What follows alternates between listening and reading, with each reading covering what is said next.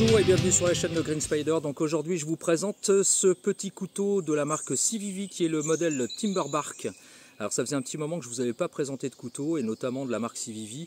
Je vous avais dit que je vous en présenterais et notamment ce modèle avant de vous proposer le Propugnator que vous verrez par la suite. On est sur un couteau qui est en acier de type 14C28N Sandvik qui bille à une hauteur de 59 HRC.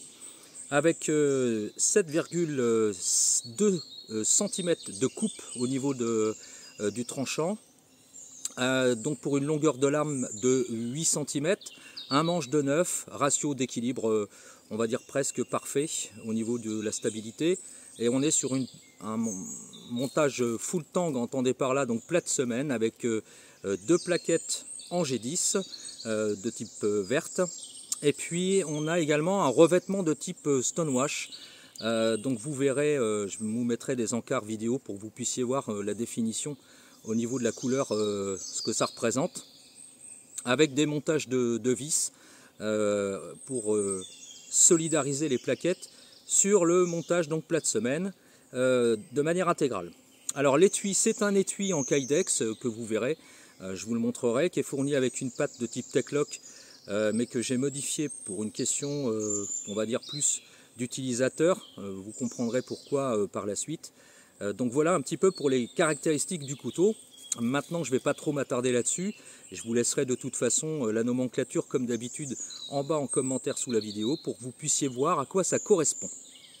Alors c'est fourni également, comme je l'ai dit, avec un étui Techlock et puis une dragonne de type Scooby-Doo que je n'ai pas conservé.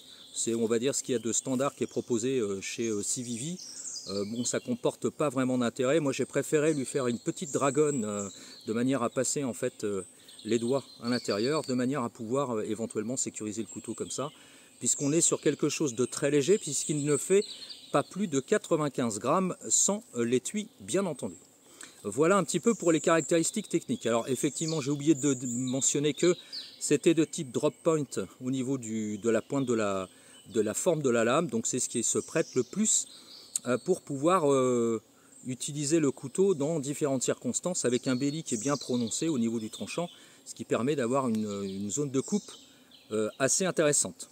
Alors on remarquera aussi un espèce de finger choil ici qui est prévu pour avancer un petit peu au niveau de la prise en main, puisque sur le dessus de la lame on trouve du jimping ici, mais également sur la pointe, légèrement en retrait, puisqu'on peut utiliser le couteau de cette manière-là, si on a besoin de découper de manière un peu plus précise.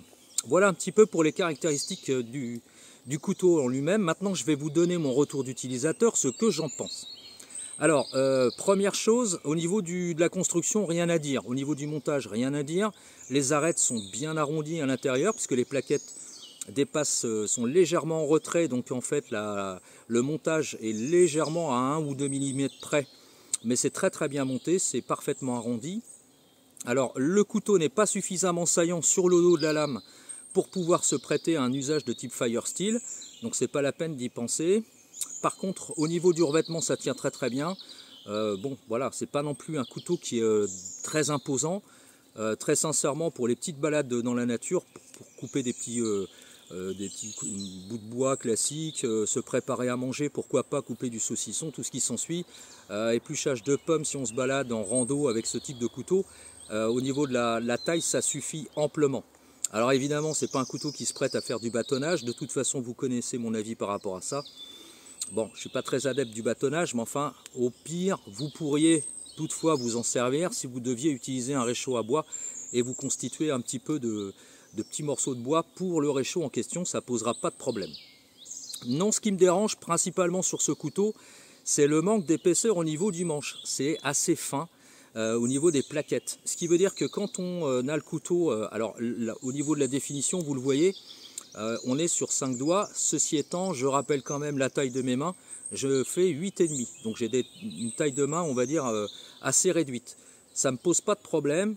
Par contre, s'il faut commencer à appuyer en force, il va falloir serrer le couteau et là ça va devenir assez douloureux. Au bout d'un certain temps, on va finir par avoir des marques à l'intérieur de la paume de la main, voire même des ampoules. Alors je le précise parce que ça a quand même son importance dans l'utilisation d'un couteau. Donc, moralité, ça n'est pas prévu pour faire des tâches assez lourdes. C'est principalement, comme je l'ai dit, des petites tâches. Ce sera un parfait compagnon pour les randonnées nature, pourquoi pas en forêt.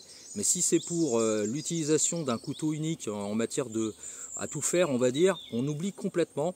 Et c'est pas fait non plus pour se servir de ça de manière soutenue pendant plusieurs minutes. Voilà un petit peu pour ma critique. Pour le reste, c'est un couteau qui est assez homogène.